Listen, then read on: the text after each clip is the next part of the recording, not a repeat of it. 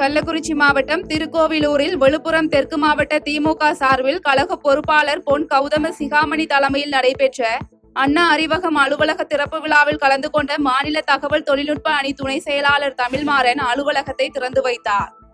இந்நிகழ்ச்சியில் மாவட்ட துணை செயலாளர்கள் முருகன், கற்பகம், மாநில தகவல் தொழில்நுட்ப அணி துணை செயலாளர் சிவா மற்றும் மாவட்ட ஊராட்சி குழு பெருந்தலைவர் ஜெயச்சந்திரன் உள்ளிட்ட தகவல் தொழில்நுட்ப அணி நிர்வாகிகள் பலர் கலந்து கொண்டனர்.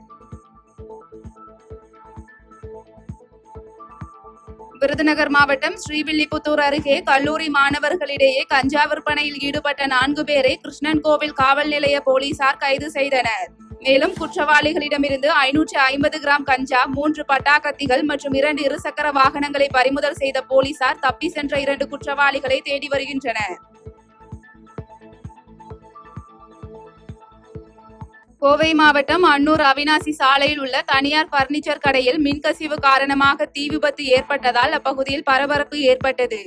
இதனையடுத்து தகவலின் பேரில் சம்பவ இடத்திற்கு வந்த அன்னூர் தீயணைப்பு துறையினர் விரைந்து தீயினை அணைத்த நிலையிலும் தீ முற்றிலுமாக பரவி பல லட்சம் ரூபாய் மதிப்பில் பொருள் சேதம் ஏற்பட்ட நிலையில் இந்த தீ விபத்து குறித்து அன்னூர் காவல் நிலைய போலீசார் வழக்கு பதிவு செய்து விசாரணை மேற்கொண்டு வருகின்றனர்.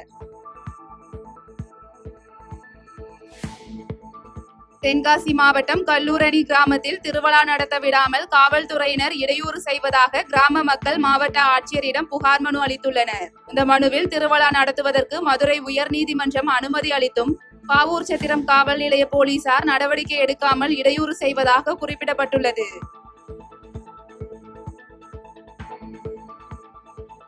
நாமக்கல் மாவட்டம் பரமத்தி வேலூர் பஞ்சமுக விநாயகர் கோயிலில் விநாயகர் சதுர்த்தியை முன்னிட்டு விநாயகர் சிலைக்கு பஞ்சவர்ண அலங்காரம் செய்யப்பட்டு சிறப்பு வழிபாடுகள் நடைபெற்றது.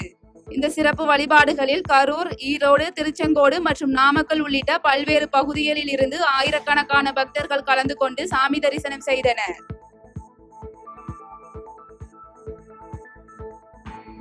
நாகை மாவட்ட ஆட்சியர் அலுவலகம் முன்பு பரமநல்லூர் கிராம மக்கள் தங்கள் பகுதியில் தனியார் நிறுவனத்தின் மண் குவாரி அமைக்க எதிர்ப்பு தெரிவித்து போராட்டத்தில் ஈடுபட்டனர். மேலும் மண் குவாரி அமைந்தால் நீர்வள பாதிக்கப்படுவதுடன் கடும் வறட்சி ஏற்பட்டு கால்நடைகள் தண்ணீருக்காக தவிக்கும் அபாய நிலை ஏற்படும் என வேதனை தெரிவித்த கிராம மக்கள் குவாரிக்கு அனுமதி வழங்க எதிர்ப்பு தெரிவித்து கண்டன கோஷங்கள் எழுப்பினர்.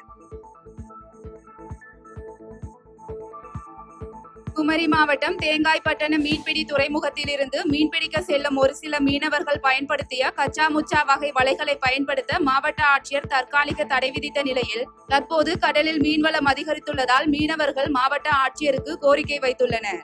மேலும் கச்சா முச்சா வலைகளுக்கு விதிக்கப்பட்ட இடைக்கால தடையை நிரந்தர தடையாக மாற்ற மாவட்ட ஆட்சியருக்கு மீனவர்கள் கோரிக்கை வைத்துள்ளனர். விருதுநகர் மாவட்டம் ராஜபாளையம் அருகே ஏலக்காய் தோட்டத்தை குத்தகைக்கு எடுத்து கள்ளச்சாராயம் காய்ச்சியதுடன் வனவிலங்கு வேட்டையில் ஈடுபட்ட 6 பேரை வனத்துறையினர் கைது செய்தனர். மேலும் குற்றவாளிகளிடமிருந்து 2 நாட்டு துப்பாக்கியை பறிமுதல் செய்த வனத்துறையினர் தப்பி சென்ற குற்றவாளிகளை தேடி வருகின்றனர். விருதுநகர் மாவட்டம் புகழ்பெற்ற இருக்கன்குடி மாரியம்மன் கோயிலில் உண்டியல் காணிக்கை எண்ணும் பணி மாவட்ட இந்து அறநிலையத்துறை உதவி ஆணையர் நாகராஜ் தலைமையில் நடைபெற்றது. இந்த பணியின் முடிவில் உண்டியலிலிருந்து 70,14,926 ரூபாய் பணம், 164 கிராம் தங்கம் மற்றும் 845 கிராம் வெள்ளி ஆகியவை கிடைத்தது. கோவை மாவட்டம் வால்பாறை அடுத்த கெஜமுடி எஸ்டேட் பகுதியில் குடியிருப்புகளை சேதப்படுத்திய காட்டு யானை கூட்டத்தால் அப்பகுதி மக்கள் அச்சமடைந்துள்ளனர்.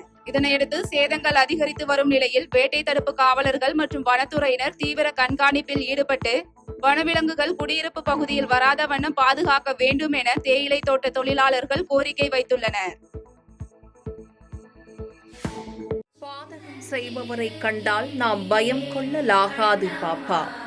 மோதி மிதித்து விடு பாப்பா, அவர் முகத்தில் உமிழ்ந்து விடு பாப்பா.